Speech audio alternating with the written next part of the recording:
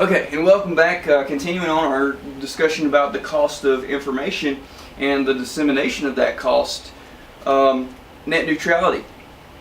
I, for one, am more than a little bit tickled that that got shut down. Ajit Pai, socialism for the internet.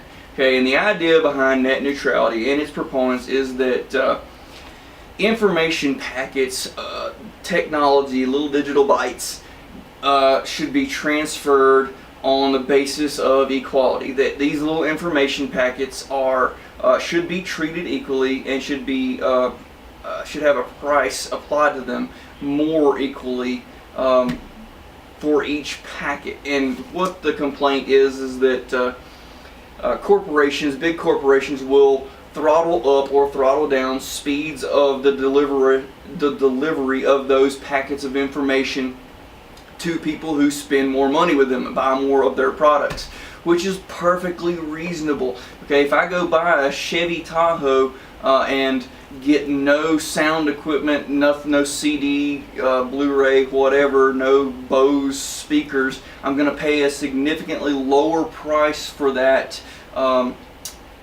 basic package than I am if I want to add things like speakers or CD, DVD players, things like that.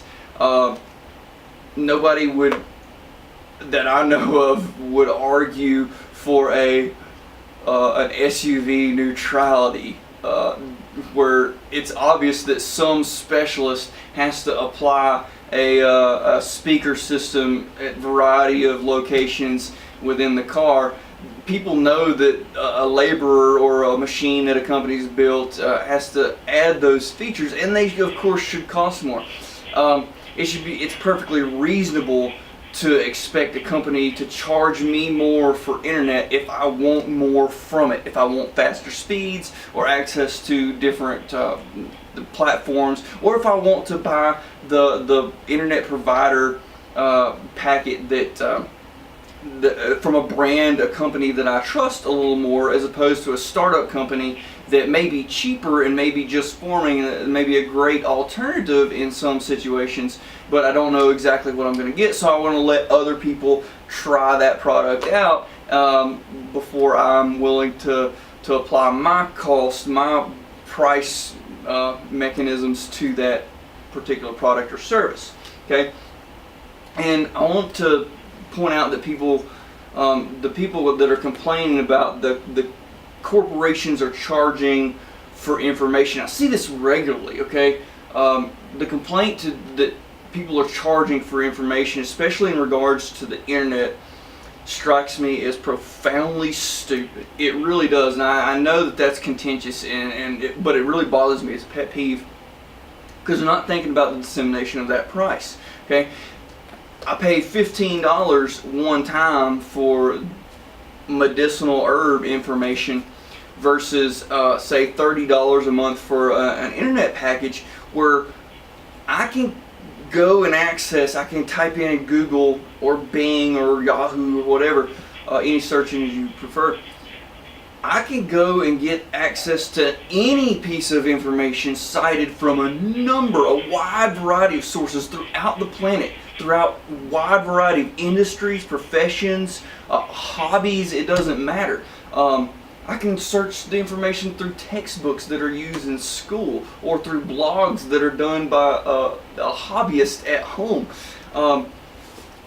Any information that I want now has been disseminated to the cost $30 a month, so $1 per day, and I have access to all of the knowledge that humans have, and it's what a vast plethora of knowledge that it has become, that has been passed down. And what I want to say about that is that we treat this as if people just deserve to get information.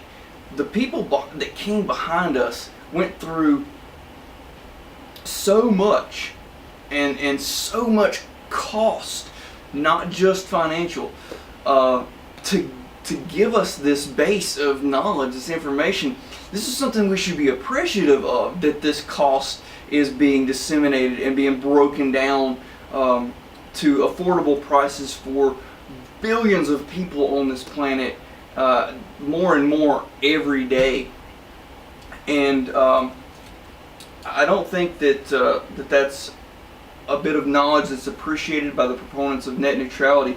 Regulating the internet is an addition of costs, and they believe strongly that these costs are going to be only applied to the corporations, because that's who they want to punish. They can't believe that these giant multi-billion-dollar conglomerate corporations are charging us money for the information that they seek.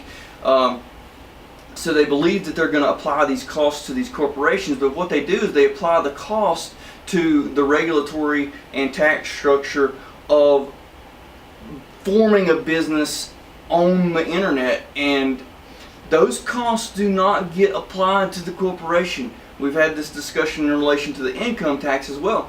Those costs are added to your bill, your fees and whatever that you'll be added to, that you'll see on your end of month statement from whatever corporation you're getting your internet access from. That cost is passed on down to the consumer. It makes it more expensive, not less expensive, to make these things equality based by applying a punitive structure to the corporation simply because you believe it's wrong that they're charging for the information. Applying these additional costs will hinder the future ability of smaller startup competitive alternatives to then go on and provide a platform on the internet of their own that provides more information to continue to further that process. It is the free market-based nature of the internet, the unregulated nature of the internet, which has been the single greatest and most efficient driver of spreading information to more people and lowering the cost at the same time to the greatest number of people to have access to human information that's been accrued over the course of our existence in the history of our species. The internet, the free market nature of it, is what has done that. And I, for one, am very thankful that the cost of information has been drastically lowered by market functions. Thank you. I hope you've enjoyed this discussion on the cost of information. If you'd like to add to it, as always, feel free. Subscribe.